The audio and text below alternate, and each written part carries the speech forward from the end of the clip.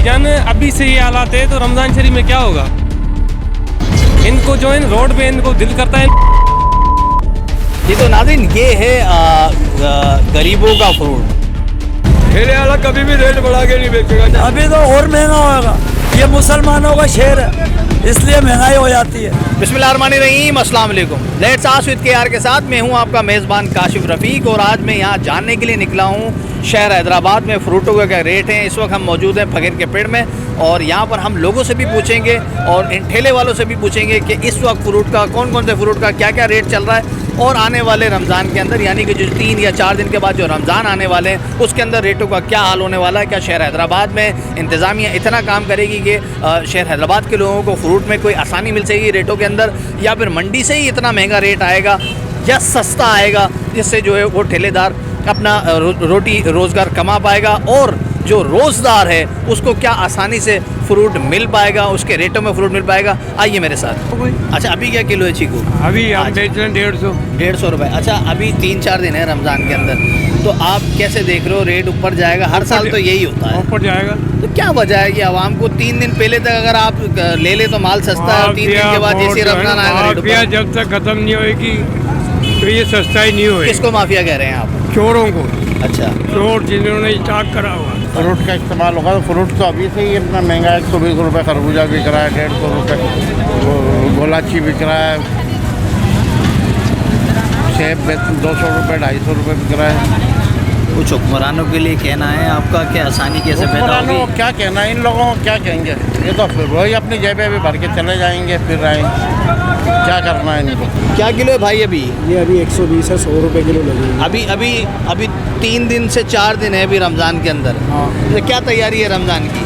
Double करने हैं rate या यही रखने ये हैं? तो आगे का सेटअप होगा, आगे से अगर सस्ती मिलेगी तो हम सस्ती बेचेंगे। सर देखें अभी जो रेट चल रहा है वो तो मुनासिब है। अभी जो हमारी हम खरीदारी जो खरीदारी करना है उसके काबिल है, लेकिन जैसे रमज़ान आते हैं ना उसमें डबल हो जाते हैं कीमत। ये समझ लो ये जो तरबूज या खरबूज है कुछ भी बिक रहा है ना, ये इसके पैसे डबल कर लो आप। जी तो नाज़रीन ये है गरीबों का फ्रूट, मतलब पूरे रमज़ान के अंदर जो गरीब आसानी से खरीद सकता है वो फ्रूट है ये। क्या किलो है भाईजान? 100 रुपये किलो। 100 रुपये किलो। तो अभी रमज़ान से पहले पिछले साल का अगर हम याद करें तो 40, 50, 60 रुपये बिका, 70 रुपये बिका। तो अभी 4 दिन पहले, हाँ वही 4 दिन पहले ये 100 रुपये किलो है। तो रमज़ान में क्या होगा आइडिया? रमज़ान में भी हो जाएगा सस्ता। भाईजान ये हुक्मरानों के काम देखो।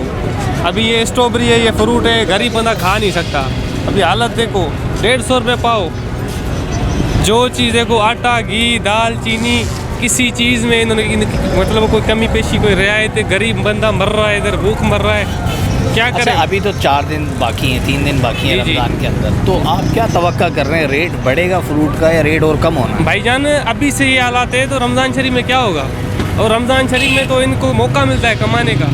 रमज़ान शरीफ में तो ये और चीज़ बढ़ा लेंगे। अच्छा इंतज़ामिया से क्या आपका कहना है? इंतज़ामिया कोई कुछ नहीं करेगा। इंतज़ामिया कोई हाल ही नहीं है इनका।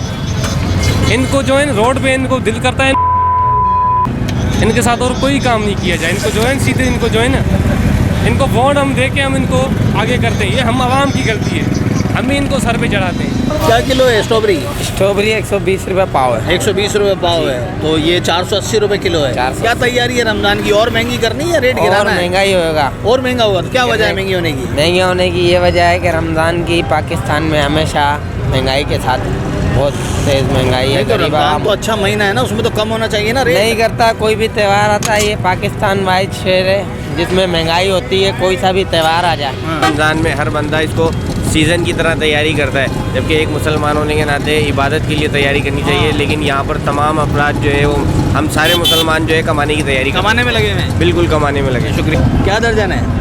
ये 100 रुपये। मंडी वालों को पता वो रेट आगे करते हैं। मार्ग वाले, मंडी वाले, हम तो मजदूर आदमी ठेला लगाते हैं तुम्हारे सामने। अच्छा ठीक है। वैसे जैसा रेट वहाँ से आता है उससे 10-20 रुपये। इस साल कोई आसानी दिख रही है आवाम को? मेरे को तो नज़र नहीं आ रहा। 80 रुपये दर्जन। 80 रुपये दर्जन है। तो अभी 3-4 दिन है रमज़ान में, जब भी ये भाव चलेगा, सो कारोबार नहीं है इसमें। आधा किलो 40 रुपये बोल रहे हैं। 40 रुपये, 80 रुपये के आधा किलो यानी 160 रुपये किलो हो गया। क्या देख रहे हैं रमज़ान के अंदर फ्रूट के मामला? शुरुआत हुई है अभी तो 4 दिन बाकी हैं, फिर भी क्या बहुत ऊपर मतलब? जाएगा। अच्छे के हालात नहीं है। नहीं नहीं, मुसलमान करते हैं ऐसे हैं, कुछ गवर्नमेंट का मसला है, कुछ मुसलमान अच्छा, इन ठेले वालों से मैं बात कर रहा हूँ तो ये तो सारे मिलकर ये कह रहे हैं कि ये मंडी का मामला, ठेले का है ही नहीं। मंडी वाला डिसाइड कौन है? एक करती ही है। चीज़ है ना, मंडी के ऊपर जाती है, ये ऊपर जाते हैं, कुछ ये बढ़ाते हैं, कुछ वो अच्छी बढ़ाते तवक्का कोई है? मुश्किल है। किलो 150 2 किलो किलो अभी तो और महंगा होगा। ये मुसलमानों का शहर है, इसलिए महंगाई हो जाती है। ईमान ज़्यादा है यहाँ मुसलमानों के पास। कितना रेट बढ़ जाएगा किलो पे? कम से कम ये 100 रुपए किलो हो जाएगा, ये 200 180 रुपए किलो हो जाएगा। ठेले वाला कभी भी रेट बढ़ा के नहीं बेचेगा जब मंडी के हालत इससे ऊपर नीचे का कोई मामला नहीं होता ठेले वाले के पास? नहीं, जब वहाँ चीज महंगा मिलेगा तो यह क्या करेगा। आंटी, अभी तो रमज़ान में 4 दिन बाकी हैं जी। और आप यहाँ खरीदारी के लिए फकीर के पेड़ आई हैं, तो आप कैसे देख रही हैं? फ्रूट के रेटों में कमी आएगी, कोई आवाम को आसानी मिलेगी या मुश्किल रहेगा? नहीं, मुझे नहीं लगता कि आवाम के लिए आसानी हो सकती। अच्छा, अभी चूँकि मैंने यहाँ पे तमाम ही ठेलों से रेट भी पूछा है, तो अभी के जो रेट है और ये हर साल ही देखने को मिलता है कि जो 4 दिन या 3 दिन या 2 दिन पहले का जो रेट होता है, तो जिस दिन रोज़ा होता है, जिस दिन रोज़ा इफ्तार का दिन होता है, उस दिन रेट चढ़ा हुआ होता है। तो इंतज़ामिया के लिए आपका क्या कहना है कि कोई आसानी आप लोगों के लिए, हमारे लिए पैदा करें? इंतज़ामिया को तो पता ही नहीं है ना कि क्या होना है। वो तो उस टाइम आते हैं जब महंगाई उरूज पर हो चुकी होती है या सब कुछ बिक चुका होता है और आवाम ले चुकी होती है। अब उनको नहीं पता कुछ भी, और पता होने के बाद भी क्या कर लेते हैं। हर साल का मसला यही है, क्या कर लिया उन्होंने? कुछ भी नहीं। ना हुकूमत कुछ कर पाती है, ना आवाम, ना मीडिया। अच्छा, आपका इंतज़ामिया के लिए क्या पैगाम है? वो कुछ भी नहीं कर सकते, क्योंकि जब तक यहाँ की आवाम नहीं सुधरेगी ना, ये कुछ नहीं हो सकता है।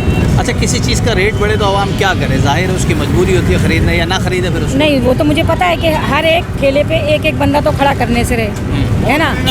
तो हो सकता है, बस यही हो सकता है कि दाम थोड़े कम कर दो तो गरीब रोज़ा खोल लेंगे।